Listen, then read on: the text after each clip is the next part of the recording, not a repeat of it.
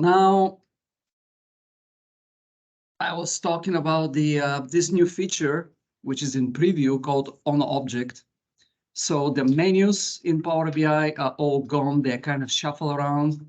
So now I actually have to right-click a visual, and then you got that icon here to get to your data. And if I want to format it, then you got to go and enable a formatting option. And then, you know, you go here, and it's becoming more context aware. And we're saying here, it looks like there is a consensus that we kind of don't like that feature. It's like they're trying to make it less like Power BI, more like Excel or something. Probably like Tableau. Or Tableau. I don't know what they follow. They have a blog about this, all of this actually features. I have a link if you want to learn more about it, but they try to the user to be more context aware. So instead of things having to know which pane to go, you know, everything is in the context when they work, you know, just show you the applicable stuff. But I don't know. So you'll be the judge. The next one, apply all slicers button. So this, so let's say you've got a bunch of slicers in here, typical for reports. You want to allow the user to select mention selection, potentially in all slicers, and then apply the filters. So for you, you'll probably say, well, it doesn't take a while to apply the filters, but if you work in direct query mode in Power BI, then this becomes important, because if you change something and then there is a query again going against the data source, it may take a while. So this is especially useful for direct query mode, what we call in Power BI. But the way it works is that in the optimize ribbon, there is a button. There is actually a menu called apply all slicers in here that when you click it, it's going to add a button. So this button here was added when I go and click that thing. And that button is, you know, it watches the slicers on the page. And when there is a selection on the slicers, one thing that they added here is that, you know, there is an icon that shows this slicer actually has changed. There is an indicator in here. And then, let's say you make the selection, the apply all slicers get enabled. You click it. That's something that always gets me. Remember, in Power BI desktop, how do you click button on images? You have to hold the control key, right? So when you publish the report, the users don't have to, but in design mode, because clicking actually can accomplish different things, you have to hold the control button. In fact, there is a tooltip right here that actually pops up, and then press it. Otherwise, nothing happens. So you got the idea, right? We defer the propagation of filters when you want them to propagate, when you click that button, instead of firing all the time. And there is another button, another type of a button actually called clear all filters. So if you want to have a button to clear all the filters, you know, there is also a button type for it. And somewhere in here now, because I'm not used to this thing that they did in the button style, no, it wasn't about button action, right? In the action. So the buttons have actions, and this is where they added these two type of actions: apply all slicers that I showed you, and clear all slicers. So a feature that new users may appreciate, especially in direct query mode again. So we got that. We've got optimization presets. What was that thing? Optimization presets. Oh, okay. So this setting is also available on the option and settings. If you go to options in here, and if you go to your report in the current file options, we have something called query reduction. So what they did here is that, again, those settings are useful for direct query mode when you're querying your data source in real time.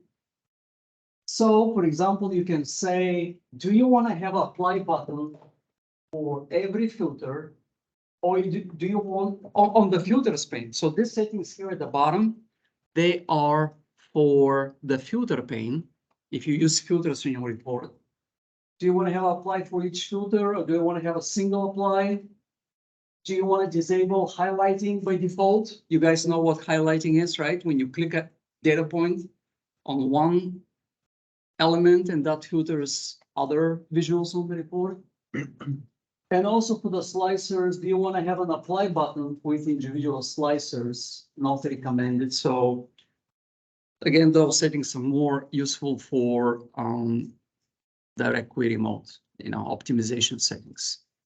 And finally, this is actually a feature in Power BI Cloud. We have the option to do what? To go and show that real quick. To pin workspaces. So imagine users have a lot of workspaces, access to a lot of workspaces, right? And it's inconvenient for them to always go and click on this workspaces button and go and find the workspaces where their stuff is. So what do we do now?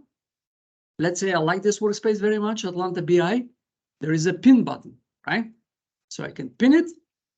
And when I pin it, this workspace bubbles on the top of the list in the workspaces, so right here. So it's kind of easy to find. And also it gets added, I believe. I thought it actually gets added here, but maybe not so. Maybe just on the list. So pinning. That's it. Any questions? No questions? Any questions from the audience? Sorry, guys. I'll try to remind myself to. Can we do the demo from the top? Are you sharing your screen? Can we do the demo? Well, I hope I redid the demo. Any info about the MSPP event tomorrow? Info about the MSPP event tomorrow. I think I already mentioned this, right? So the info, this event is called Microsoft Business Application Launch Event tomorrow. It's a free event. If you want to learn, just register. If you want to learn what's the latest on the Power Platform, I hope you're going to find it useful. Sorry, it was from the beginning before you started. I don't know exactly what demo you're talking about, Tiffany. Can you unmute yourself and maybe tell me what you wanted to see? Oh, I'm sorry. That was before you started sharing your screen. So I figured I missed something when you were speaking. That's all. No, that was it. I think kind of redid. I think what I was talking about there, Tiffany, was this new feature that actually you can enable. It's in preview. So as any preview feature, you gotta go to options in here in Power BI desktop. Okay. Go to preview features and enable this on object interaction. And what this does, the idea here is to bring actions in context. So instead of, I would about say in the past, but I will still like that interface. Instead of you having to go to the visualization pane, on the visualization pane, you have a format data tab. The idea here is to bring actions in context. So only actions that are applicable, that Microsoft think that are very applicable, what you're doing right now. Like, for example, if I work with a visual and more than likely I want to add data. So this data icon becomes available. And from here, I can change the visualization and I can add additional items. Or if you want to format it, then they have a format mode by right clicking, going to the format. And that one enables this format pane. And the consensus here that we got from the audience, those things are very confusing. You guys are used to the visualization pane the way it is. So quick as a bunny. Now that I've done this demo, I'm going to go and disable this preview setting because I'm going to do a lot of demos today. And I just don't like that feature on object interaction. And unfortunately, when I do this, I have to restart my Power BI desktop, but I'll gladly take the chance to do that. And meanwhile, I would like to invite, before we go to the main presentation, I'd like Preston, maybe you want to say a few things. Improving is sponsoring today's meeting. Yeah, appreciate it. So hey, good Monday evening to you all. Thanks for coming out to Improving to have our community event tonight. Just a few words about what we do, who we are. We are improving. We've got offices all through the United States, Canada, Mexico. So we do modern digital services. So if you've got any application development needs, data projects, we can help out with that. Anything integration related. You might have something handled in your own workspace, but if you hear of anything at work where a project is maybe needing some extra life or some extra capacity, call. We can help out. Love to work with people that we know. So definitely keep us in mind. Website address, improving.com with all of our social badges here. If you know of anybody, we are looking for an immediate position for cloud engineering, system admin type role. So if you know of anyone that's looking for that space, let us know. We're here local in Alpharetta. But some exciting news, community speaking. Teo mentioned Code Launch. Can you bring up the website, please? That was a code launch, yes. Yeah, absolutely. CodeLaunch.com. So Code Launch is a pretty exciting event, and it's coming to Atlanta on May 10th. And we have this event throughout the year in all the major cities where we have offices. But what this is it's like Shark Tank meets American Idol. So we've got some startups competing for startup capital, where they come out and it's on stage. It's going to be held at the Buckhead Theater, which you know where that is. That's a pretty big concerts are held there. So this is going to be some grand pageantry and really exciting. We get to watch these startups pitch their ideas, and then it's judged live, audience included. So if you come in, you get a hand in that. And then we get to see the celebratory congratulations as the startup winner gets some extra money to help their business. So it's really exciting. It's great to give back to the startups that are building new businesses and new ideas. This is $20, I think, for registration. But if you are a member of the Atlanta BI group and you're here tonight, I've got a free QR code over there on the board. So if you and the family want to come out for a nice night on the evening downtown Atlanta, or Buckhead rather, and have some good entertaining fun with an IT angle, free admission right there on that QR code. So if we can scan that and put that in the chat, but everybody online is available to take advantage of that offer too. But yeah, hope to see you out. And like I said, if you've got any questions, you want to talk about any of these services a little further, please reach out. Love to. Yeah, so the DevOps position you were talking about, is that a specific platform that you're looking for, or? Probably multi-cloud, Azure, AWS, but if you'd like to talk more, I've got some details to share with you. Yeah, I've got some friends that I think today. Yeah, absolutely. Perfect. Do you ever work in healthcare space? All the time, yeah. Epic clients, Some of our biggest clients are healthcare, yeah. the Epic clients, Epic, like, the. clientele, the patient management and stuff like that. We do a lot of integration with that tool. I don't know if you're looking for like custom development with. Like with Bridges, that's one of the tools within the Epic suite tools. Yeah, I mean, we can take it offline. If you've got a need, we can definitely talk to you. Thanks, Teo. Appreciate it. No problem at all. Thank you for all the wonderful help for our group. Appreciate it. All right, you guys ready to get started? Power BI dashboard in an hour. Okay. I am too. So how many of you are new to Power BI? So we got, I don't know, you guys on the Microsoft Teams, but here we have like 50% of people new. How many of you qualify yourself as business users? Business users, managers, yeah, business analysts. Very nice. All right, so this is for you, this presentation. So Power BI has been around for 8 years now, I would say, even more than that. But sometimes it's a good idea to actually revisit the basics, the real basics about Power BI. How do we get started? You know, what can we do a little bit with Power BI, right?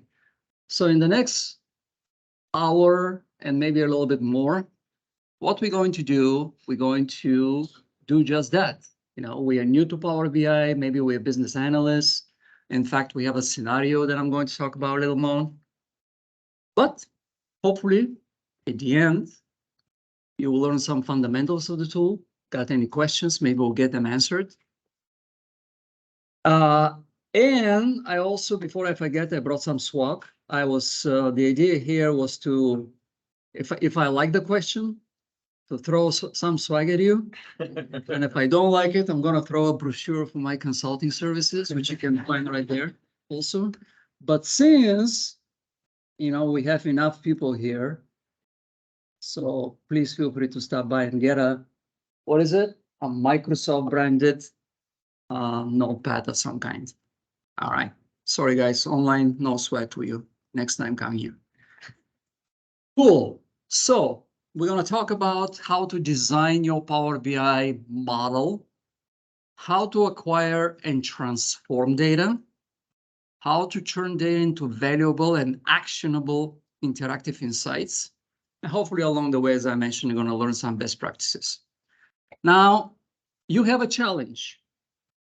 If you want to follow the steps that I'm going to do together with me, you could go to this URL in here, https://prologika.com, DIA dashboard in an hour, DIAH 2023. And if you go there, actually, let's go there real quick. See what we're going to find in there. And if you go there, you will get a blog. Actually, I did that session for SQL Saturday. But at the end of this blog, you're going to get a link to download the session files. So the slides, the demo labs, everything that I'm going to show you in here, it's in that zip file. So just download it, unzip it somewhere on a folder in your drive, and you're going to be good to go. So the URL again is https://prologika.com DIAH 2023. Go to the blog. At the end of the blog, there is a link. You can download it, unzip it, and then hopefully you can follow along with me. All right, before we start. You can always do that once we listen to you and we go back and. Yes. So the question here is, can we do that? Not right now, but as a homework? Absolutely. You can listen to now everything that I do, watch it, and then watch the recording and try to do steps on your own. So a little bit kind of introducing myself, those of you who I haven't chance to meet. I'm a BI consultant, author, and mentor. And I've been helping clients since 2004, basically to make sense of data, which is what business intelligence is all about. I'm typically called for what we call organizational BI projects, things like data integration, automation, data warehousing, and obviously Power BI, on which I've done quite a bit of training. Through years, I managed to acquire a lot of credentials, but the ones that I'm most proud about are I'm one of the 30+ Microsoft FastTrack Recognized Solution Architects. So every year, Microsoft pulls consultants to kind of watch what they've done, what projects they've done, for what companies. The larger the company, the better, of course. And they say, yep, this guy actually knows what he's talking about. We're going to bless him, going to say he's an architect for Power BI. And so it happened that there are like 30-something, so that's good credential. I used to be Microsoft Data Platform MVP for 15 years. It looks like 15 years is the threshold. Once you cross it, they want new blood. So don't know what happened there. Be doing the same thing all along, writing books, blogs, and user groups, but who knows? Maybe they will make new blood in there. Also, Microsoft Gold Partner, which is the highest level in the Microsoft ecosystem. Thanks for everybody who contributed. Some of the people that actually helped are here. Highly appreciated. And as I mentioned, I founded this group in 2010. So I've been going for 12, 13 years strong. Thanks for the support. All right. So what's the bottom line? If you need help, anything Power BI, Microsoft BI, let me know. I've got some brochures out there, my business cards. Got any problem to solve? Happy to help you one way or the other. Other than that, let's go and get started. So what is the scenario here? So we're business analysts for a company called Von Artzel, right? And the manager comes to to you, comes to you and says, Teo, we've got some sales here. We wanted to do some sales analytics. So this sales data could be coming from ERP. You know, this is actually one of the most common projects I've ever done. You know, ERP system like Dynamics or SAP or something like this. And since the first thing everybody wants to tackle is revenue and sales and margins and stuff like that, sales typically gets the most attention. But in this case, it's going to be a little bit different. You know, this company that we work for, they've got a feed for their sales, but also they've got data for sales from their competitors. So they got a bunch of competitors. They hire some company, get all the sales together for our sales in the companies, in the competitors. So you gotta analyze it. You gotta analyze it. You gotta see how we stack against the competition. So how do we start, you know, a business intelligence project? What do you do? Where do you start? It starts with the idea. This is the scenario. They want to analyze it. But what questions do you ask here?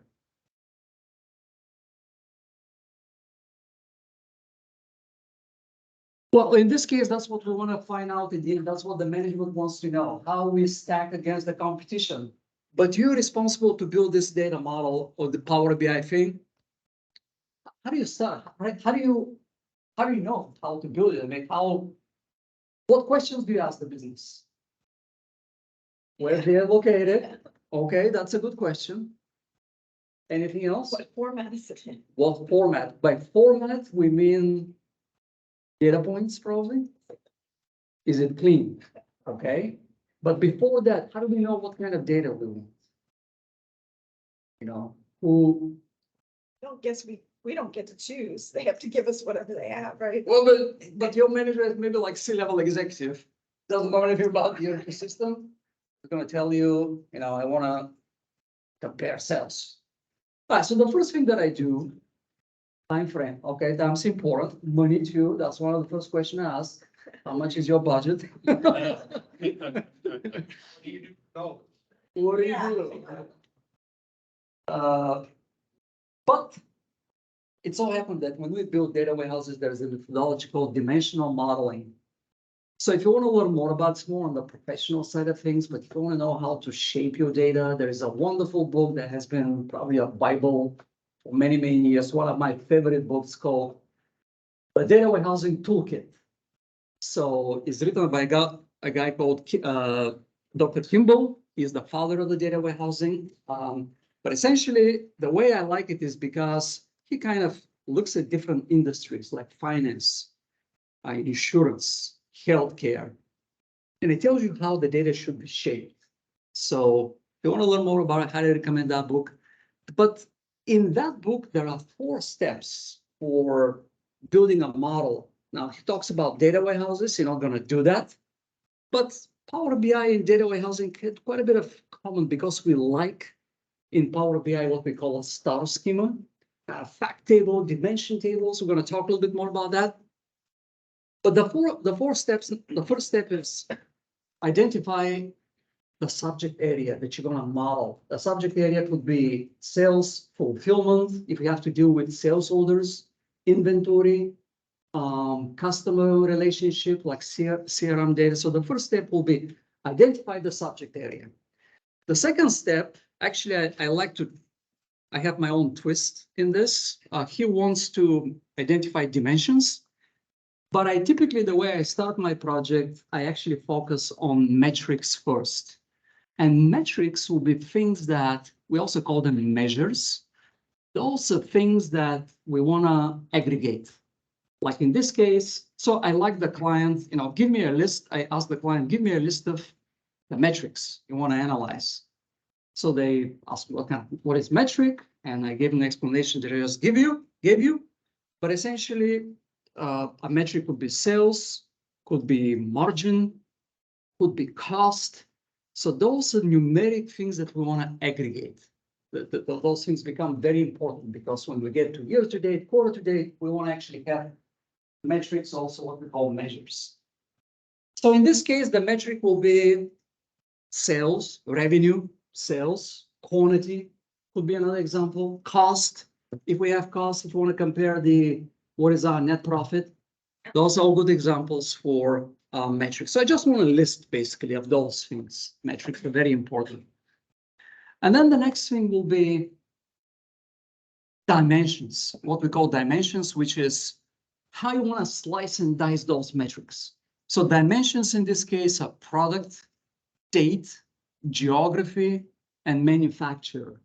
But in your case, if you're dealing with ERP system, could be salesperson, could be customer, could be date is universal dimension, could be also product category. So have a very good, you asking product category. So that actually, I'm going to talk about this later on.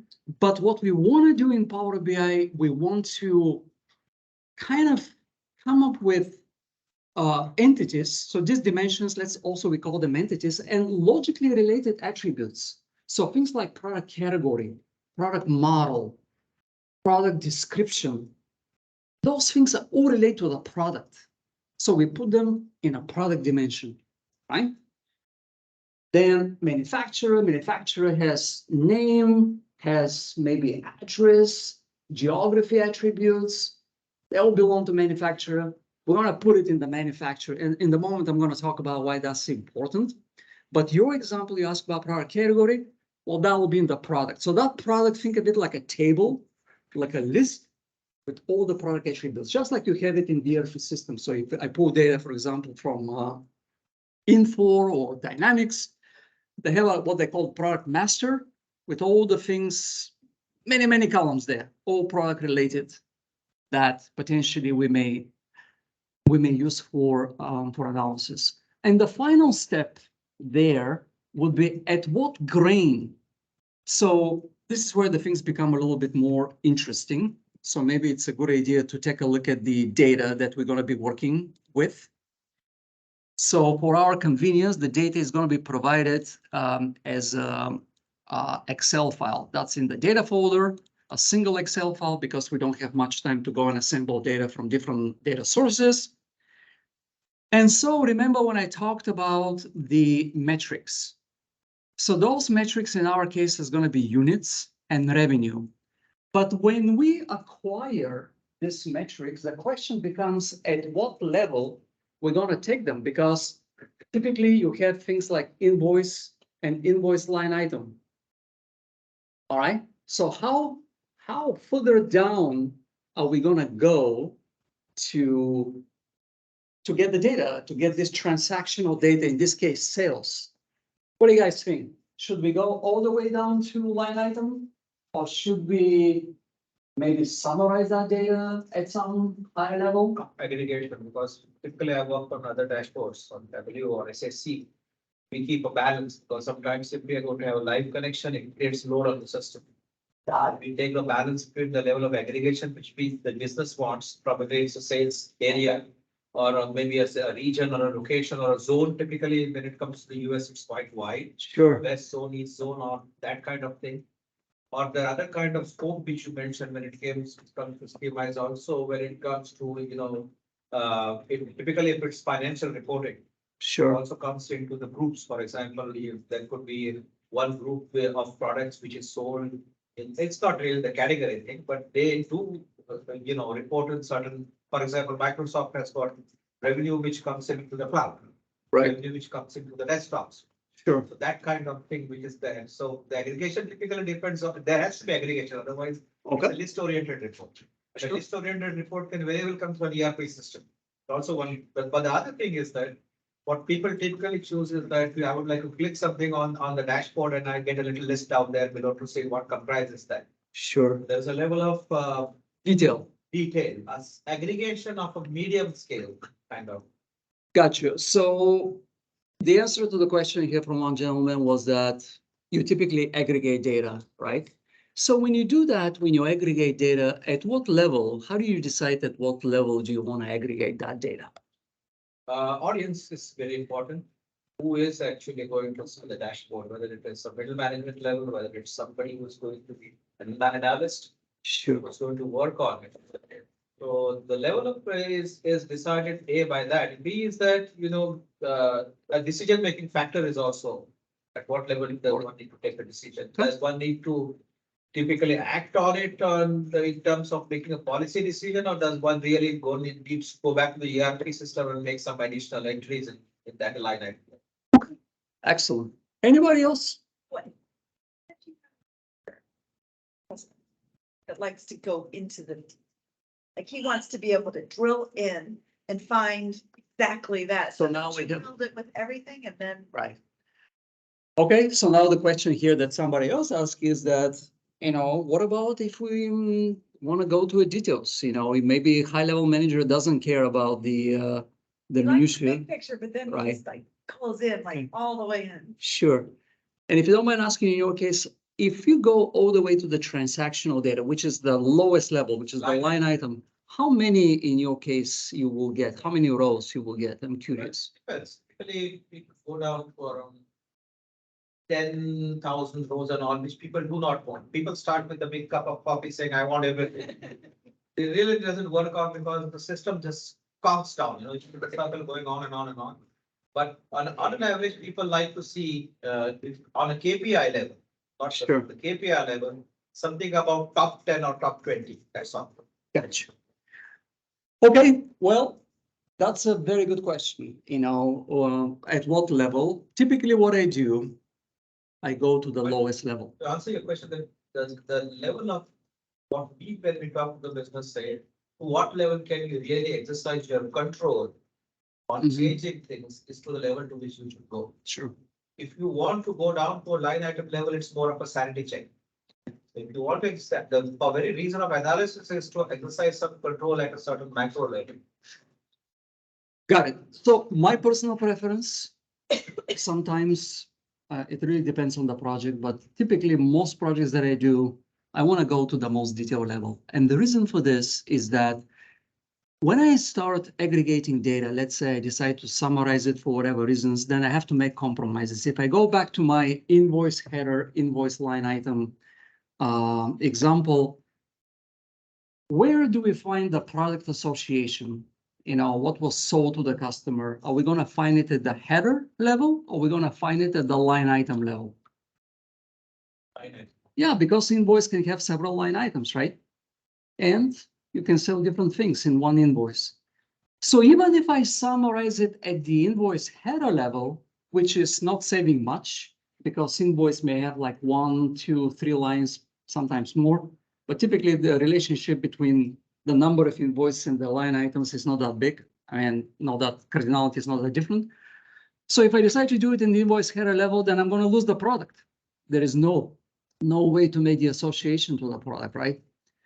And the same thing also with the currency or whatever else is on the line item level, So if I don't deal with a lot of data meaning maybe like hundreds of, maybe millions of rows or something like that, maybe below 100 million, probably I won't even bother with that, to be honest, to think about summarization.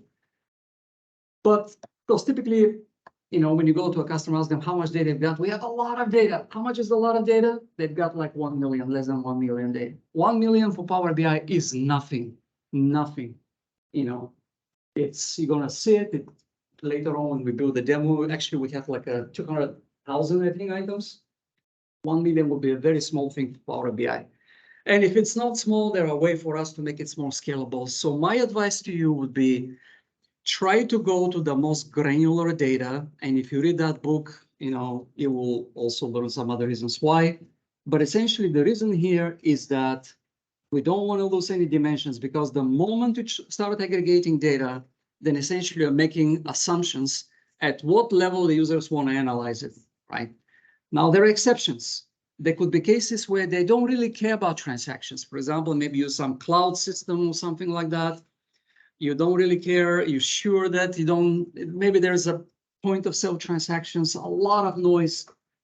Maybe in this case, you can say, maybe I can summarize, but remember, the moment you decide to aggregate that data, then you're making some assumptions. So in this case, the data is given to us at the probably the invoice line item, kind of POS line item information.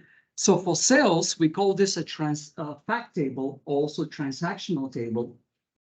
You know, every line in that table represents what? Represents a sale that was made to the customer. So we record the product identifier of the product, the date when the sale was made, the zip code, you know, so we can analyze by geography later on, how many units was sold and what was the revenue.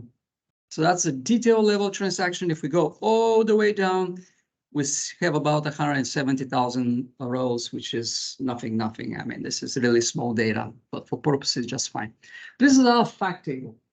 You know, this is where the metrics are located. We call it fact table in the dimensional modeling because when we sell something to a customer, they call this a fact. You know, something was sold over time, and there is a history of it.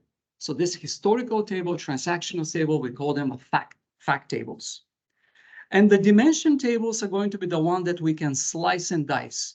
And the good thing is that once we build that model, every column, every attribute that we have in these dimension tables, you will be able to use it to slice and dice the data in the fact table. So if I have sales in the fact table of quantity, I'll be able to slice it by each one of these attributes: segment, category, manufacturer. Now, in the case of manufacturer here, we have a little bit of exception. We have a manufacturer joined to the product table. We call this a snowflake, so we don't have a direct relationship to the fact table, and that's perfectly fine. Power BI can handle this. But a bottom line, and again, going back to your question, what about product category? Well, and this is one of the most important things that I want you to take home tonight. You know, don't try to think about getting all the data in a single data set. That's a very common mistake. You know, people, especially coming from Tableau background, that's the tool where the tool actually cannot do this multiple tables and joins nicely. They try to merge everything in a single data set. If you do this, sooner or later, the things will start breaking apart. So that's a mistake number one. I'm going to explain in a moment why. And mistake number two that I see is that people approach the new projects from report standpoint. They want to know what reports are going to be produced at the end. And this is a very dangerous and very slippery slope. You know, I try to desperately to avoid talking about reports, although this is customer is very excited to talk about, you know, this is what report we want. And the reason why I don't want to talk about reports is that reports mean different things for different people. People coming from SSRS days, Cognos days, you know, for everything you want to slice in a different way, you're going to have a different report, right? While in Power BI, we can do things much better. They don't have to. In fact, one of the biggest goals for me is to allow business users to do their own reports. So maybe I create a dashboard, kind of nice dashboard, something like this. And from there, I want to empower them to create their own report, because creating reports in Power BI usually is very easy. Of course, it depends on some of them more complicated. But don't go to reports, because the slippery slope there is that if you approach it from this way, another common mistake is that for every report you want to produce, you probably want to get the data to fit that report. So you're going to have one data set for report A, another data set for report B, and those data sets more than likely will have common data points. So, as you can imagine, this is not very good, because you're going to be duplicating data all the time. You're going to be duplicating all the time. And the reason why I was talking about the reason why I don't want to put anything in one data set, although the things are very simple if you do that, or at least that's what they seem in the very beginning, is that sooner or later that somebody will want something else to be added. Just to give an example here. Imagine you're analyzing sales. So right now we're talking about actual sales that happen. What about if you want to compare against target, budget? So budget more than likely is going to be given at the high level to you. It's going to be given at the quarter level. It's going to be given at product category, maybe, not individual products. If you put everything in one data set, you know, all the product attributes, the manufacturer, everything together, then this is where the things are going to break apart, because there'll be no way for you to join against another table, like a budget table, which is given a completely different grain. So what we do in Power BI and data warehousing in general, we try to break things in logically organized entity. So product-related attributes are going to go to the product table. Manufacturer-related attributes are going to go to manufacturer table. Geography-related attributes are going to go to geography table. That one is tricky, by the way, because depending on your requirements, right? Right now, for the purposes of the demo, we have a separate geography table. And also, oh, the other thing that I wanted to ask you, how do you get the data? So there was a question that we have to ask at the very beginning of the project. How are we going to get access to the data? So what do you guys do for your projects, those that use Power BI? How do you get access to the data that you need? What do you do? What? Connect SQL Server. Okay, so you have the luxury to connect SQL Server. That's always best. But Send an email to someone. send it to somebody to give the data as a file. Anybody else? I have access to the, so Azure Blob Storage. You put in the Azure Blob Storage as files? Yeah. Okay. All right, anybody else? Okay.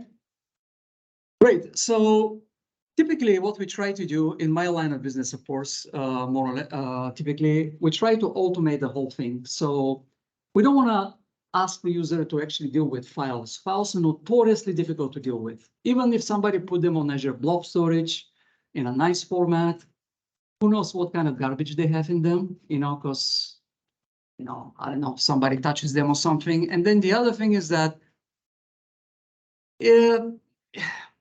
what about if data is split into multiple files? So now I have to go and read them. I desperately try not to work with files as much as possible. I know there is a lot of talk about Azure Data Lake, data lakes and stuff like that. I typically try to avoid them. So what I'd like to do ideally is to have direct access to the data source. So if the data in SQL Server, if I have direct connectivity, that's awesome. I love relational databases, right? If I don't, then the question becomes how to get the data. So direct access is the best. Exports maybe, or APIs or something. If it's a cloud, that's another big can of worms there. I can't tell you how many issues I have with this APIs that they put cloud vendors, files and stuff, but ideally want to have direct connectivity. Because people, ideally what we want the users is fully automated solution. Otherwise, if we ask them to go and download files from whatever system they work with, that's not fully automation. This is a little bit more on the professional side of things. As a business analyst, maybe you won't have that. You don't have to worry about this. All right, so much about the data here. I just want to point a few things before we jump into Power BI. As far as the data is never clean, never in pristine format. There's always problems with the data. This is the normal way of things. Like, for example, if I look at my product table, in the product name, I have some concatenation. I don't know what that is. 0102. I really don't want that. I want to strip it. If I take a look at the geo table, geo table actually looks good. We don't have any problem. We typically always have in business intelligence project a date table. So we can do analysis by year, quarter, month, and sometimes, not sometimes, but usually gets more complicated. They want to know holidays. They want to do analysis by sometimes manufacturing calendars, fiscal calendars. So if you Sending a day. Yep, right. So if you have this date table in a data warehouse in your company, then you can get it from there.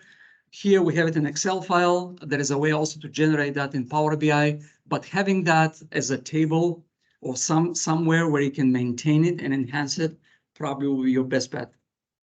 Did I answer your question or no, it wasn't a question, just comment, right? Okay, cool. And so this is the data we need to do. The manufacturer is something that I added actually, just to show you a little bit some of the features of Power Query that we have in the moment. And the interesting thing about the manufacturer is the way they supply that data is actually very difficult to work with because they put column for every manufacturer. That's going to become a problem for us because we won't be able to join this table the way it is So we have to transpose it. We have to unpivot it. And Power BI has a feature for it that I wanted to show you. So I give you a lot of information because for me, the most important thing is fundamentals, best practices. You know, using the tool and reading blogs on the internet is something that everybody can do. But if you don't know fundamentals, you know, it's just going to, things are not going to work very well for you. So that's why I spend so much time on this stuff. So now that we know what we're getting ourselves into, let's go and jump into Power BI. So we're going to open Power BI desktop in here, and we're going to, the first step will be to get the data inside Power BI. In Power BI, we have two ways for Power BI to talk to the data. One way is to import the data into Power BI itself. So this is one way, you know, I get the data from SQL or files, I import it. And usually this is the best way for us, the preferred way. Why? Because when Power BI owns the data, it knows how to crunch that data very efficiently. So performance is very good. But what is the downside of importing the data into the tool, into Power BI?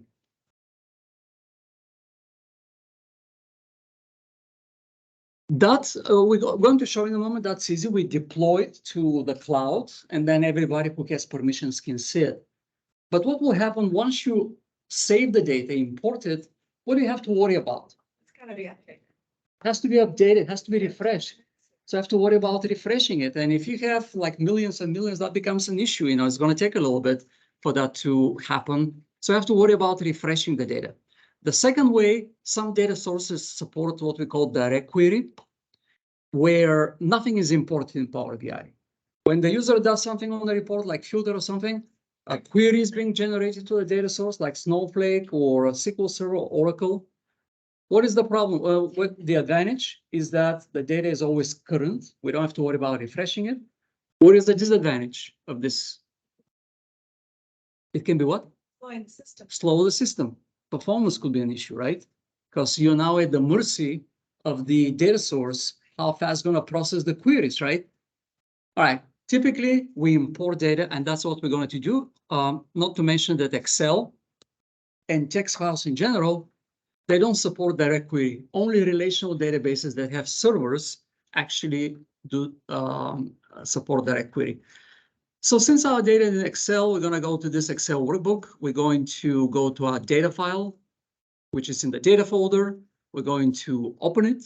And when we open it, Power BI is going to parse, going to see that it has a bunch of sheets that I kind of walk you through. And it's going to show them here for us to choose which tables we want to import. But in our case, we want to import all the tables. So I'm going to select all of them. Now, as I mentioned before, when I walk you through the data, some of these tabs have issues. You know, we need to be able to transform and clean that data. If I import the data the way it is, if I click this nice juicy load button in here, which is kind of enabled by default, the data is going to be imported exactly as I said, exactly as it is in the Excel file. Then, no problem, we can go and start transforming it. But since I know that that data needs some touching up, instead of clicking that load button, I'm going to actually click transform data button. That's going to open another universe for us. And this is where the things are going to get confusing for novice users, because now you have two windows. You've got your Power BI desktop window where eventually our data is going to go imported, and where we're going to create calculations and potentially reports. But also we have this tool called Power Query Editor that actually opens up right here. And now the question is, why do we have this tool? And I prepared a nice slice for you guys to explain a little bit why we need that tool. And you're going to find that if you download the zip file. There's a PDF file called Power Query. But here are how the things go. So let's say here is our data right here. And Power BI actually can get data from multiple places. In our case, just one Excel file, but you can mix it and match it from relational database files. And then eventually we have our data is going to go into this semantic model right here. But between the semantic model, the data set basically in the final shape, there is another layer that Power BI inserts called Power Query. And the sole reason for that layer is to allow you to do transformations. And typically the way it works is that every table in your model, so eventually we're going to have 5 tables: sales, product, geo, all these tables that we talked about before. Each table has a query behind it. So typically there is like a one-to-one relationship, but it doesn't have to be. When you get more innovative with Power Query, then you can do other things. An example here would be, what about if I have multiple files that have the same schema and I want to put them in one table? Well, in this case, you may have one query because we have a special data source in Power Query called Power Folder that allows you to read multiple files. It's going to be one query, but it's going to put all the files in one table. Usually, however, is one-to-one relationship.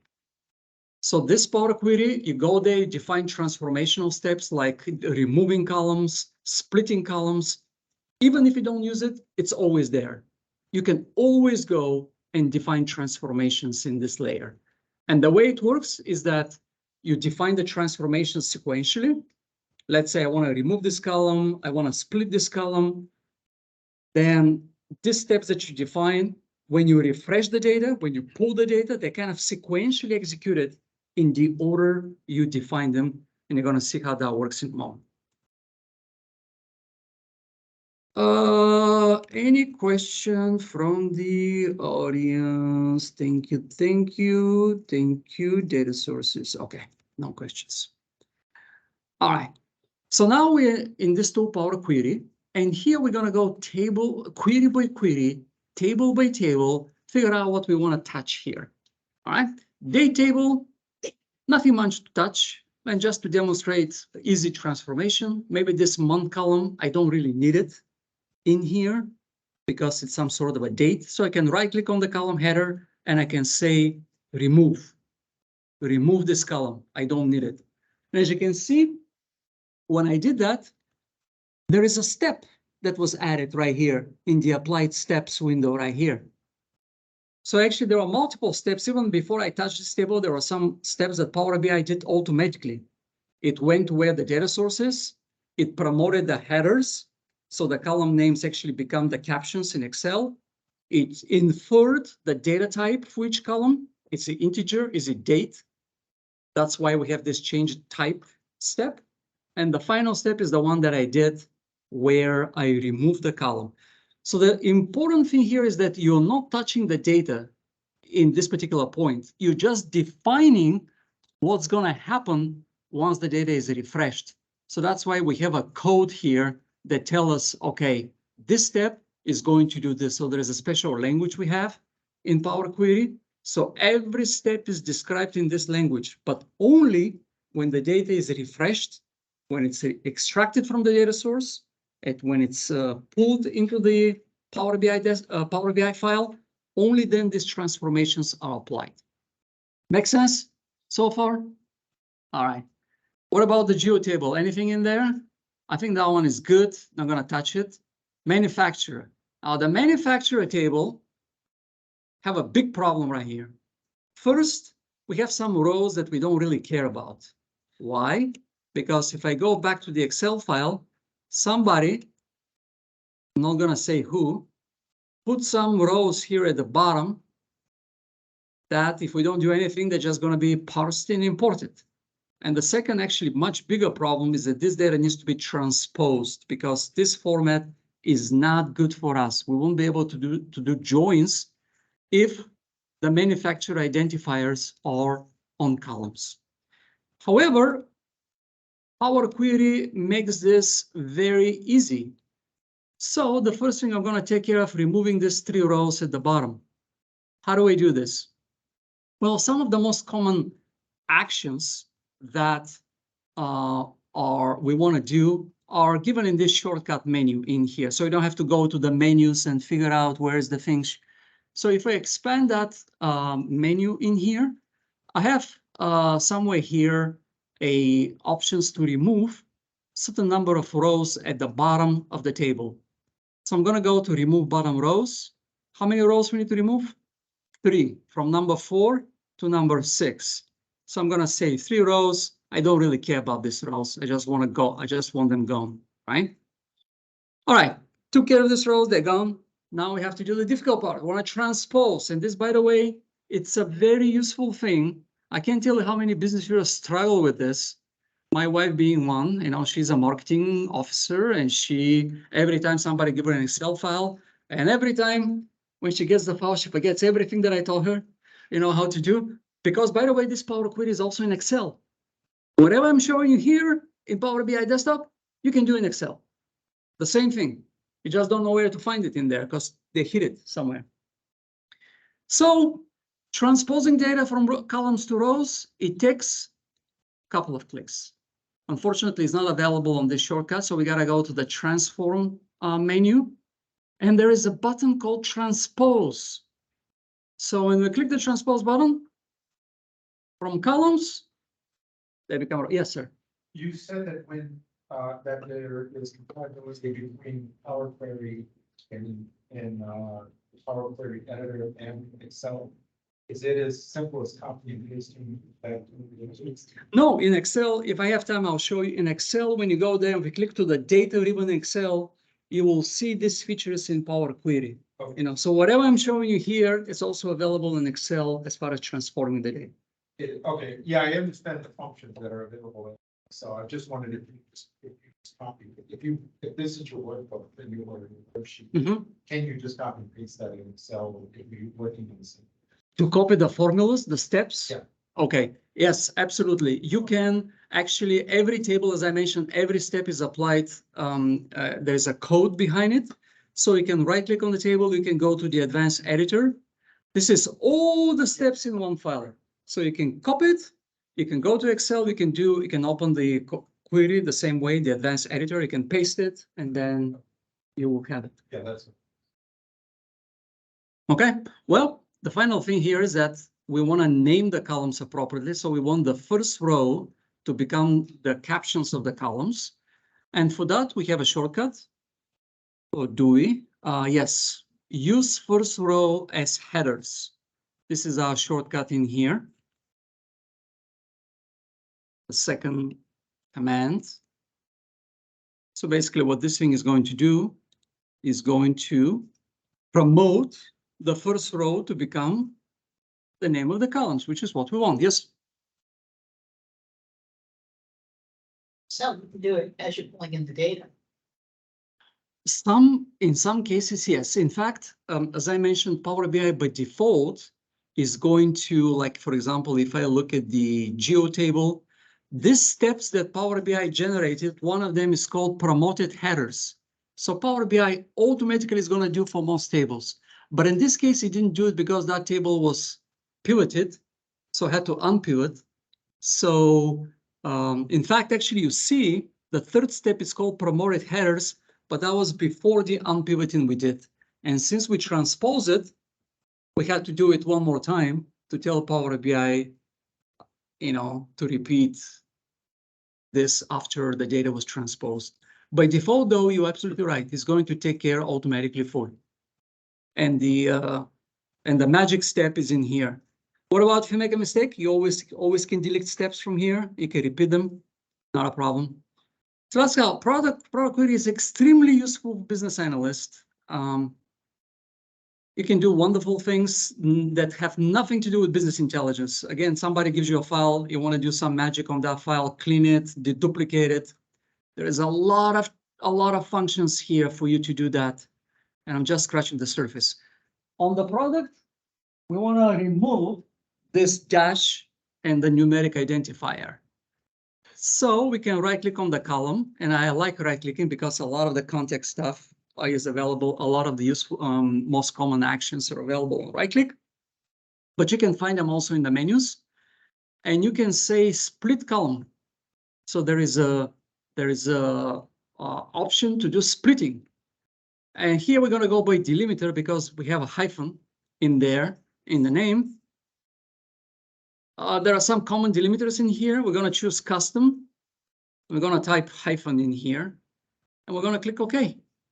And that's going to split the column into 2 columns, product.1 and product.2. We don't care about product.2. We're going to remove this column. And the product 1, we're going to double click the header or right click and rename. And we're going to rename this to product. This is the user-friendly name that we want for the column. So we saw an example how we can split columns. You can group, you can do fuzzy grouping, fuzzy matching, a lot of stuff in here. You can merge things together, tables together. Very powerful tool. But let's say we're done with the transformation. So at the end of every time we touch the data in Power Query, we want to apply usually our transformations. And we have a nice big button on the home ribbon called Close and Apply. What this is going to do is going to apply the transformation. It's going to import if the table was affected by changes you've made in Power Query. It's going to refresh the data in that table, and it's going to close the Power Query. So I'm going to click this big button, and that's going to bring us back to the Power Desktop. As you can see, now the Power Query window is gone. Because we decide to close it, we are back to the Power BI desktop window. So from that point, there's not going to be any confusion anymore. But what happened is that the most important thing that happened after this exercise that we just did is that we have our tables in the model. So this is the tables that the user are going to work with, you know? So we define some transformations. We ended up with 5 tables, which is we had 5 Excel spreadsheets. And that's it. Any questions about any of this? Clear? Asma? Okay. Yes. That's late, I missed a couple minutes, but what are the main with those advantages Power BI has over Excel? I mean, if you're very well versed with Excel. So when you say Excel, do you mean the reporting in Excel, the business intelligence in Excel, or business intelligence? So the business intelligence in Excel, this is a funny story. I don't have much time. In fact, a long time ago, Microsoft wanted Excel to become the center of the business analyst universe. Everything to be in Excel because we have millions of users, billion actually, I think. And they started on this path, didn't work very well for them. And the reason why it didn't work is because there are different product groups at Microsoft. Excel has their own roadmap, business intelligence, they want to do different things. And eventually the whole thing kind of crumbled. But we started on that path. But to answer your question, the biggest difference is that Power BI Desktop is now the premium tool, the Microsoft premium tool for business intelligence. It gets the most attention. As far as visualization capabilities, it has much more visualizations, machine learning and all that stuff. Excel, for the most part, is limited to pivot table and pivot charts, right? That's the native. Machine learning, you've got it here. In fact, we're going to hopefully see some of this. Hopefully I don't forget some of this machine learning stuff. So if you do BI, Power BI Desktop is the tool to go.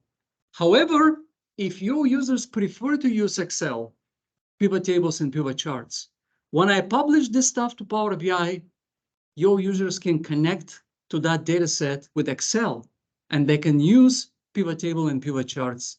So they are not exclusive choices.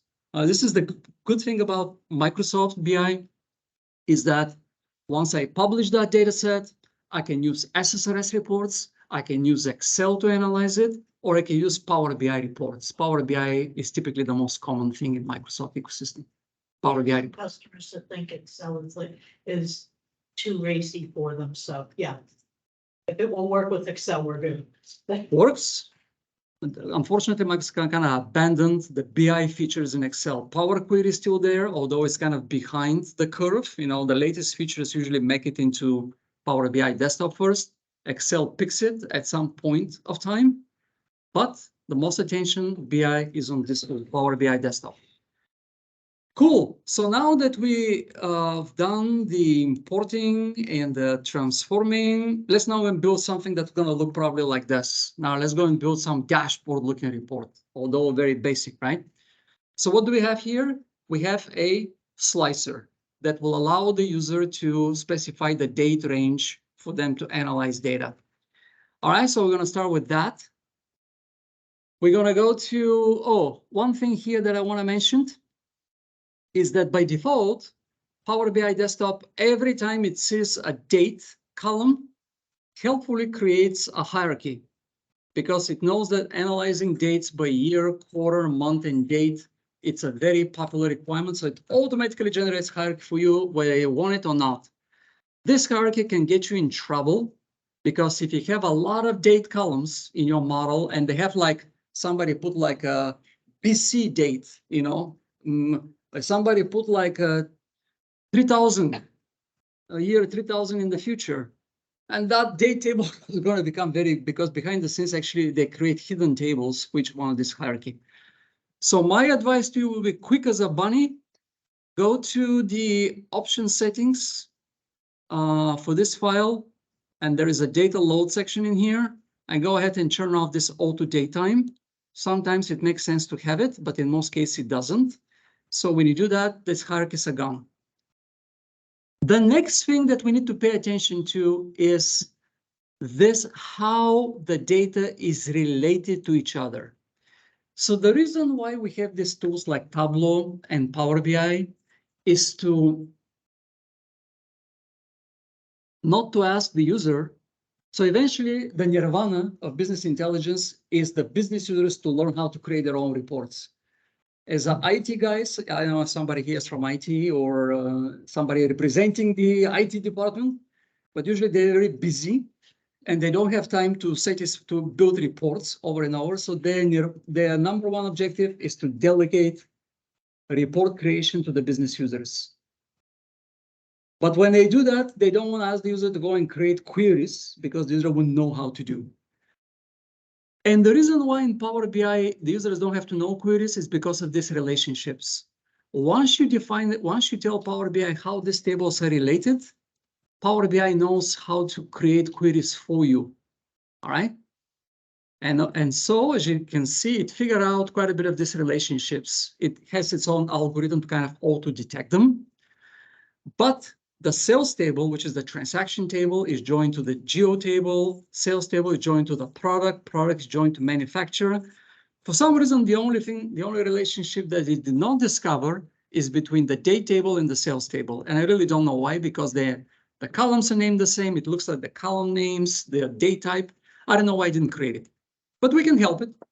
And creating relationship is just dragging the field, dropping it to the corresponding field on the other table. In this case, we have 2 date fields and we are done. So, I mean, creating a relationship, if you have matching columns between tables, joining the tables is very easy thing to do. Now, there's a lot of things to talk about relationships here. They are a very important topic in Power BI. I don't have time for that. For example, these rectangles, what do they mean? 1 star. Let's not worry about that. By the way, let me go and save this before Power BI Desktop never crashes, but just in case we're not that fortunate today, let's go and name this to DH_demo. Done. All right. Very important to have, because if I have this table imported without relationships, nothing good is going to happen for us. Nothing. You're going to see repeating numbers when you try to aggregate. But this relationship basically, so for example, why they're important? Let's say I want to analyze revenue by something in the product category, like the product name. Actually, let's a little bit more complicated example, by segment or category, the product category. What's going to happen when you build a report that does this? Power BI is going to go to the lowest level where the join is made. It's going to say, let's say I have a category called bikes. It's going to go and find all the products within that category. It's going to follow this relationship in here, and it's going to identify all the rows that have the same product.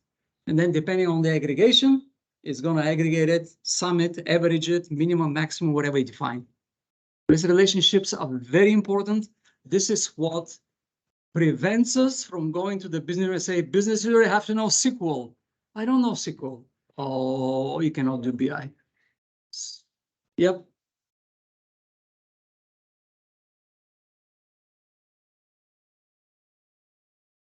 I'll get to this. Unfortunately, I don't have time to go and troubleshoot issues because we're running, but after this, I'll take a look at that. Promise. Maybe we'll stay till 12 o'clock tonight to see what happens. All right, so joining variable. Now let's say tables are joined. Let's go and build that slicer. In Power BI, we have 3 ways to filter data: filter pane, slicers. Typically, slicers get the most attention because you see them on the report. So I'm going to drag the date. Actually, before dragging it, in Power BI, we have different ways to build visualization. So when you start working with Power BI, you see that there is not one, there is not two, but several ways to accomplish something. So for example, one way to start building visualization is just to check the field, check the checkbox, and then Power BI is going to try to figure out what's the best way to visualize it. In this case, it chose a table visualization, but we want a slicer. So there is a slicer icon right here in the visualization pane. This is where we change the visualization types. This is the slicer right here that looks like a funnel. We're going to select it, and it's going to understand that this is a date field, and it's going to default to between filter.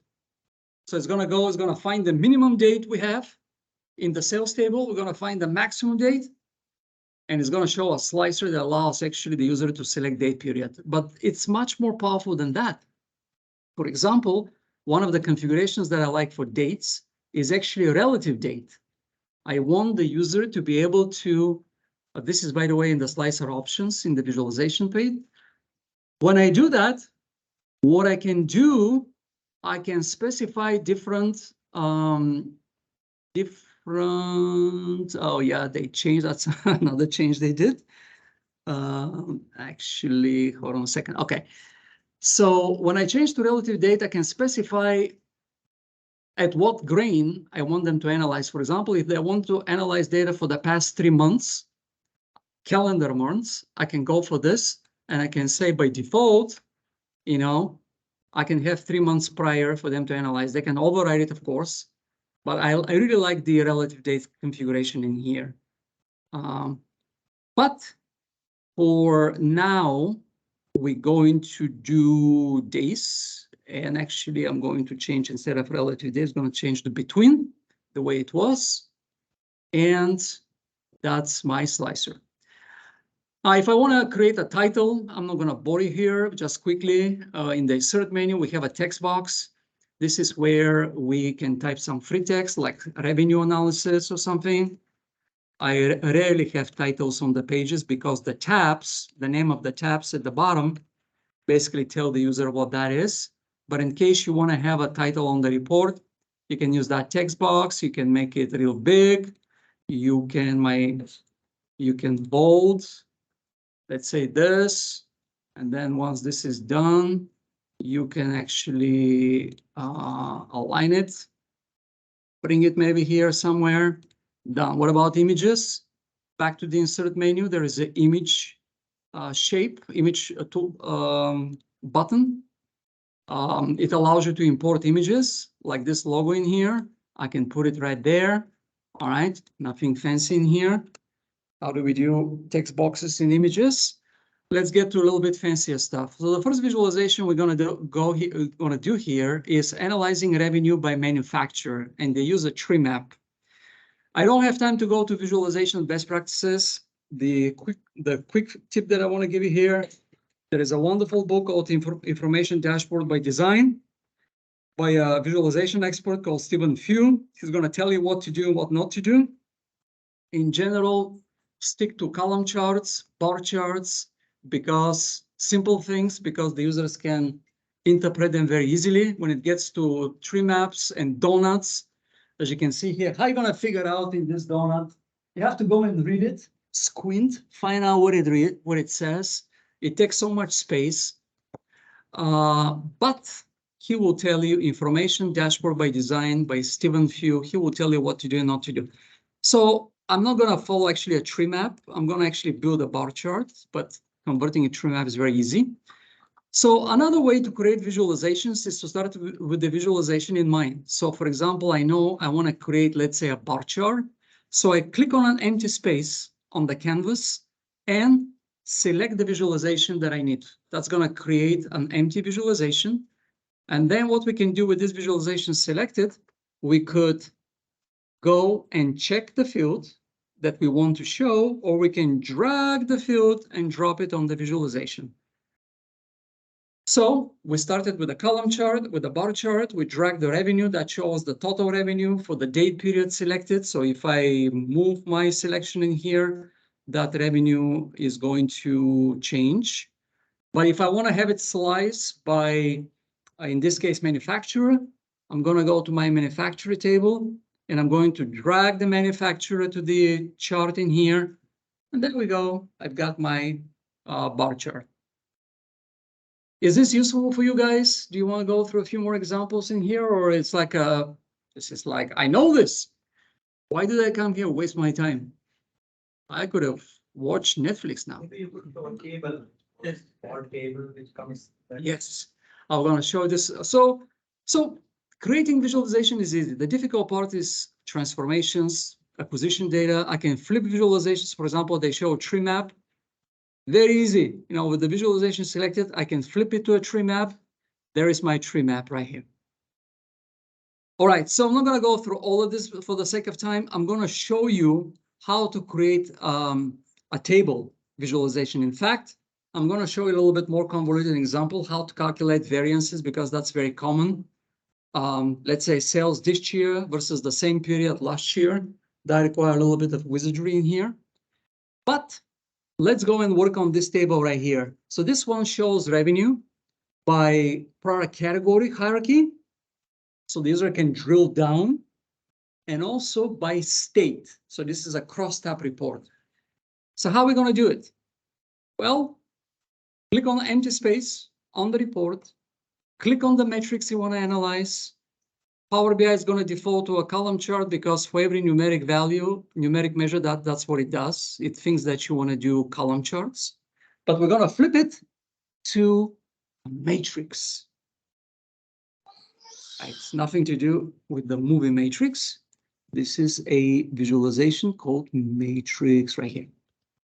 Allow us to do crosstab reports.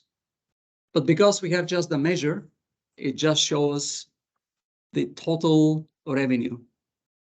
So now we're going to create a hierarchy on rows.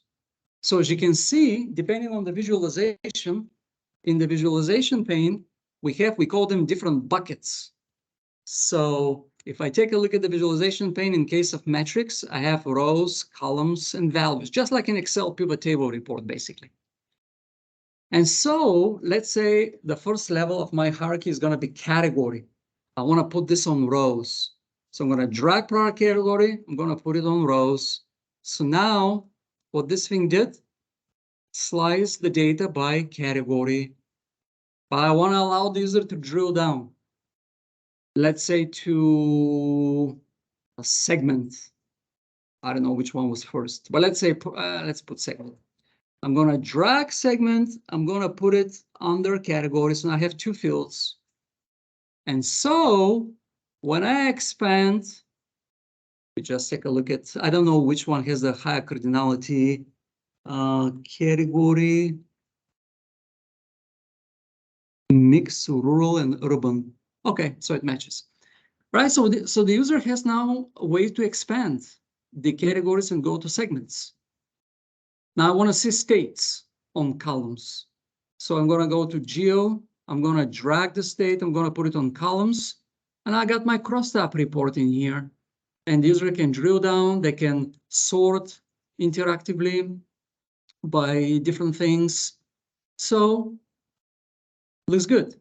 Let's say I don't want to have this sense. I don't want to have such a big precision. Well, what I can do is I can go to the revenue column. And I can say that I want to have a 0 decimal places, right? So we have a formatting in here. We have the ability to define a 1000 separator, all that stuff. But let's get to more interesting stuff. Let's say my requirement is to calculate year to date on this report, depending on what date the user selected. So if they go to April 3rd, year to date needs to respect that filter. So we create in Power BI, Power BI has a programming language, not to be confused with the language you saw in the Power Query. They're completely different languages, but in Power BI, we have a language called Data Analysis Expressions, or DAX for short. And DAX text can humble even experienced users. You know, you can spend years and years Power BI, DAX can humble you because I won't say it's simple things can be done easy, but there are complex things that that will take some time. And so I want to create year-to-date calculation.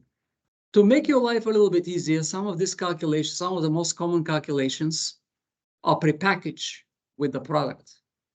So we have something called quick measure. So I'm going to select the sales table, which is where I want my measure to appear, where the user is going to find it.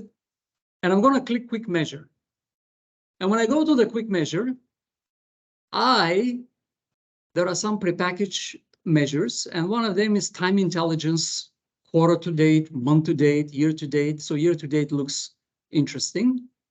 What value, what do I want to aggregate? Well, in my case, this is going to be the revenue. So I'm going to go and select this guy in here.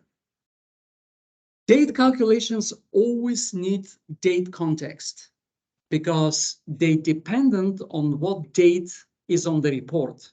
I'm going to show you an example later on, but that's why it's asking you to create a date. So we're going to go to our date table. We're going to choose the date field in the date table. But now we have an error. Power BI says only Power BI provided date hierarchies or primary date columns are supported. Well, that's not very, very intuitive. What it's asking you here is that what we forgot to do, because the date table is very important in Power BI, we have to tell the model that this is a date table, although it's kind of redundant, but we have to right click on this date table. We have to say, we have to mark it as a date table. We have to tell the model, this is a date table. And the reason why it needs that is because it needs to validate it. So it's going to ask you, what is the date column in that table? Well, we have a date column. So what it's going to do, as you can see here, it kind of validates that this column has consecutive range of dates, because otherwise calculations like year to date, quarter to date are not going to work. So it validates it, we okay, and now the error message is gone. And now we can click add, and what's going to happen, Power BI is going to add a measure called revenue year to date, and it's going to generate a formula for us. So it knows what function to use to create year to date. How do we test this? How do we know that it did the right thing?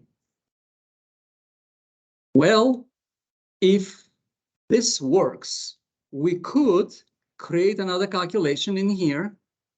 Let's go and use matrix again as an example. Then we can go and we can add maybe the month name to, actually, I'm going to put that on rows, and maybe a year on top of the month. And then I'm going to add side by side, I'm going to add also revenue, the actual revenue. So if this works as it should, then the year to date should accumulate. But now we have a problem with the month. Can anyone spot what the problem is with the months? They're not sorted, they're sorted alphabetically, but by default, Power BI is going to sort everything alphabetically. Luckily though, people that designed this data set, they knew that we want to do a demo on this. And they put, if I look at the date table, it has a column called month number, which basically has the ordinal number of the month for July 7th. So what I can do, armed with this knowledge, I can go to the month name column, and in the column tools, there is a button called sort by column. So we have a custom, if you want to do a custom sorting, you have to sort by another column, basically. So when I choose month number, look what's going to happen to this month. Magically resorted in the chronological order, which is what we want. So to see if this works, we could maximize it. And then in 2016 January, we have 2.6 million. Year to date is 2.6 because that's the first month. In February, we have 3 million. 2 and 3 million, 5.6. year-to-date accumulates in the context of whatever date we put on the report. So this is a very powerful feature. Sometimes people ask me, what calculation should I put in the data source and what calculation should I put in the model? And the answer is a little bit more complicated. You know, some calculations make sense to put it in the close to the data source, like in SQL view or something. But in the case of time intelligence calculations, in fact, in case of anything that depends on the selection of the user, any measure like year to date, quarter to date, then there is no other choice. If you put that in the data source, you are making an assumption that maybe year to date is going to be only as of today. But if the user goes back in time, like in this case, they want to see year-to-date sales as February 2016, then you won't be able to do it. So calculations like this, we define them as measures in Power BI. So going back to my example, I wanted to be able to calculate a variance between year-to-date sales and last year, the same period. That requires a little bit more complicated DAX calculation, but fear not. Let's see if the quick measures can do this for us. But now,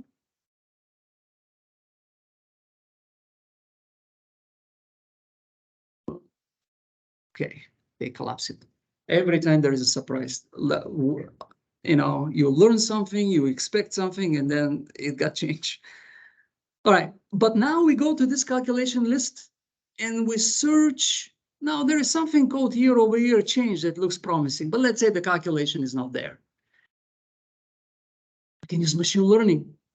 We could go to the suggestions, and now that we have revenue year to date, we're going to use natural language to say what we want.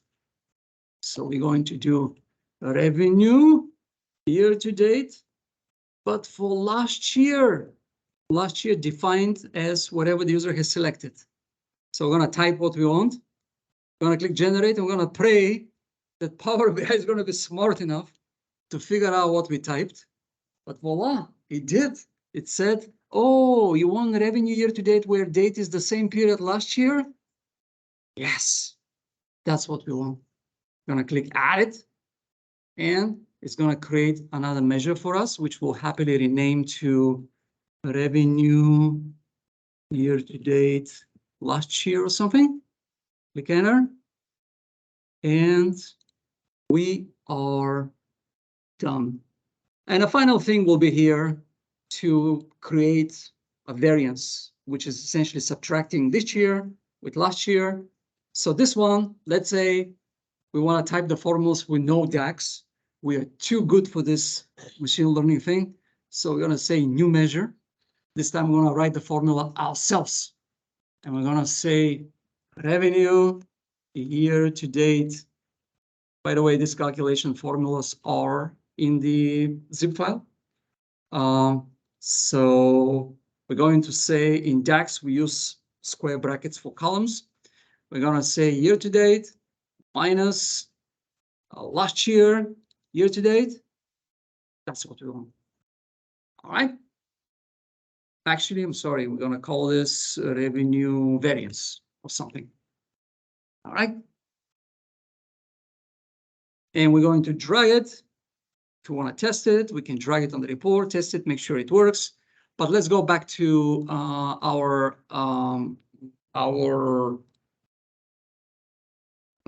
this one. Sorry. To our metrics that we did before. Go away. All right. And so we're going to replace revenue with revenue variance that we just did. And it looks like we're negative. Variance is really negative. We can spend some texting, but it looks like AdventureWorks is not doing very well. Their business is tanking all over the place. Maybe we can do some testing, see why that's the case. But let me just show you another cool machine learning stuff. Since we are at the subject of machine learning, let's go and do something very simple. For this third visualization, maybe I want to analyze this by revenue, by date, something like this. That's too busy. Let's go and do month name. I want to do it as a column, no, as a line chart. This is not working as expected. The month name should be on the axis. Yep, something like that. Let's go and put a column chart in here. All right. So you create a chart like this, and there is a spike on the chart. So the revenue in March is way bigger than revenue in February. Why is this the case? So now the typical scenario here, okay, well, maybe I can put a date in here on the month name, and then I can drill down and see what's happening in here, what actually day contributed the most. But there is a better way. We can let machine learning actually do the work for us. So we can right click on the data point in here, and we can do analyze, explain the increase. Isn't that cool? We explain the increase. Let's see what's gonna happen when you do that. Maybe we'll crash, not lucky. Power BI is deep in thinking. He is analyzing the most important criteria that contributed to that increase. And it generated a bunch of visualization for us. And the first one here is West, which is, I guess, West region in geography dimension, has the largest increase among region, right? The relative contribution made by East changes the most. So it gives you some visualization in here. Texas had the largest increase among state. Isn't that cool? See, instead of us slicing and dicing, we let machine learning actually do the thing for us. If we like one of these visualizations, like maybe the first one, we can go ahead and add it to the report, So now actually becomes part of the report. We can go and put it somewhere in here, whatever we want it to be. And now we know machine learning. This is before they've integrated ChatGPT. This is before, yes. Long before, in the very beginning, actually, also in Power BI had this feature called Q&A. In fact, when you get very innovative, you will discover more machine learning. One of the visualizations that I like a lot is called decision tree visualization. It is, where did they put it? Right here. That looks like a tree. Let's go and take a look at that one. So maybe you heard about decision trees, but let's say my scenario is I want to analyze what is the most important factor for increasing revenue. Now, as a business user, I know that instead of using all the attributes here that I have in all the tables, I want to actually focus on some of them. So maybe I'm going to say, I'm going to analyze the category, the manufacturer, the country. So I'm going to put this in here. And then I'm going to click on this plus sign in here to revenue. And then it gives me an option. Do you want to analyze the decision tree by high value or low value? Well, in this case, I want to know which factors contribute to more revenue. So I'm going to go for the high value. And so it says that USA actually contributed the most for revenue. And then the second big factor in here for the high value is urban category of the product. So what it does, it applies machine learning to do something called segmentation analysis and to figure out which factor contributes the most. Another visual similar that might be actually easier for you to understand could be the key influencers. So let's take a look at that one in here. Another example of machine learning. Let's again see that assume that we want to analyze revenue. Again, we're going to put what attributes we are interested in for the algorithm to analyze, and we can put as many as we want actually here. Of course, it's going to be slower if we put a lot of stuff in here. And so what this does, again, I have the option to increase or decrease. Let's say I want to analyze where the revenue is the highest. And what it does, it tells you what is the most important factor for increased revenue. And the first factor is where the product segment is moderation. It resulted, on average, it increased revenue 689. I think that's 1,000 or whatever. And then the manufacturer is one also. That's the second most important criteria. So all of these examples that I gave you are kind of machine learning. We also, if you want to delight your users, you can let them analyze data with natural. Look at that. Let me just finish with this real quick. let's go and put this Q&A thing in here. So this is actually letting users analyze the data with natural questions. So for example, the user can go and say, show me revenue by country. The country, I guess we have only United States, by category.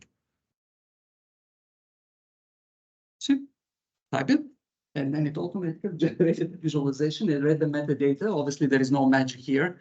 It tries to find what you're typing, kind of correlate with the what we call the metadata, the name of the columns in the tables. But users can ask, just like they go to chat GPT, right? They can do the same thing in here in Power BI. They can say, show me this, and there we go. I was just curious if they can do this before ChatGPT. I can just imagine what they can do. What that would be like, since they tried to. Yes, indeed. Can we switch that to go by language by description? For example, normally when we keep the field names such as the name non acronyms. He's asking, can I assign synonyms to different names? Absolutely. You can go to this relationships view. It's, I don't know why they put things in different places, but that feature that you're asking is available in the relationships view, and it's called synonyms. So for example, I can say revenue also can be called sales, or just specify what synonyms. Yes, specify them here. There is actually, if you want to tune it even further, there is a whole article. There is something called linguistic schema where you actually can fine tune it to become better. But synonyms is the easiest way to tell it, to interpret similar terms, basically. All right, so let me finish this since we are about the top of the hour. In summary, what's going to happen tomorrow when you go to your office? Go to your van, right? You went to dashboard in an hour. What do you do after the dashboard in an hour? Well, the take home notes are, if you forget everything you learned today, remember not to cram everything in one data set, not to focus too much on the reports in the very beginning, split data into tables that can be related to each other. That's going to take, it's going to take some effort for you to get there. Things are not that easy. Right now, I'm working with sample data that is clean and it has common fields, but things can become more complicated. So this way you learn. How do I acquire it? Ideally, want to automate it. That may require, more effort. Otherwise, you can work with files. How much transformation you need? Power Query, I showed you, has the transformation capabilities. Don't start with reports. Focus on data, on the data points. Break entities into tables, what I just talked about. Create relationships. DAX, don't be discouraged. DAX is a difficult beast to team, and even I today spent 3 hours trying to figure out why one calculation is not working. It was a little bit more complicated financial report. So I learned something along the way, but don't be discouraged. The most important thing is focus on fundamentals. I'm a big believer on fundamentals, how things should be done step by step. Reports are easy. Data automation, integration, and quality are difficult. If you want to get in touch with me, some of my contact details, want to follow my blog, training, what kind of trainings we have, books, want to buy books, learn. Yeah. Just a quick question regarding APIs. So for the last 10+ years, that's what I've been doing, right? APIs. And most of the data now being shared is being shared through APIs. So REST APIs, you mean? Okay. Yes. And so you said that you've come across a lot of problems trying to integrate APIs. What sort of problems? Oh, goodness. So the question is REST APIs. What problems? You mentioned that you came up with problems. What problems? Okay, where do I start? So unfortunately, we live in this reality where everybody wants to be in the cloud and everybody wants to embrace cloud systems. But the problem, the thing that most people don't realize is that when you go with the cloud, you lose access to your database. You know that, right? You go to Dynamics, Microsoft doesn't give you access to SQL Server, although there is no good technical reason for them actually to do so. Instead, they give you REST APIs. Actually, Microsoft gives you more options, more flexibility in there. None of them are ideal. So let's start with Microsoft. The APIs are very slow. You know, so for example, I had a client, large insurance company. They do dynamic CRM. You know, they imported data with APIs. It's a very slow thing, very difficult to work with. Another ERP system in the more drastic case, you know, they have APIs, they build APIs. Start looking at these APIs, it's pathetic what they built. It's really bad. It's so bad that, let's say the API is supposed to return, let's say you want to get all the data for this particular customer, which was like a 60,000 rows, basically. It was a very small company. You go and pull that data, the API crashes. Why it crashes? Because you pull too much data. How do we solve that problem? Well, they built a synchronous mechanism where you call the API, specify an endpoint for the API to call for you to get the data. That also did not work, by the way. So I have to tell them I cannot actually work with this API. There is no other way. Either we use files or it's not possible actually to use the APIs at all. I can give you example after example after example here. It's really depending on the vendor maturity, what I found. And, you know, some of the bigger vendors, they do export to data lake and stuff like that, which brings other complexities. But the problem with the APIs is that another big problem.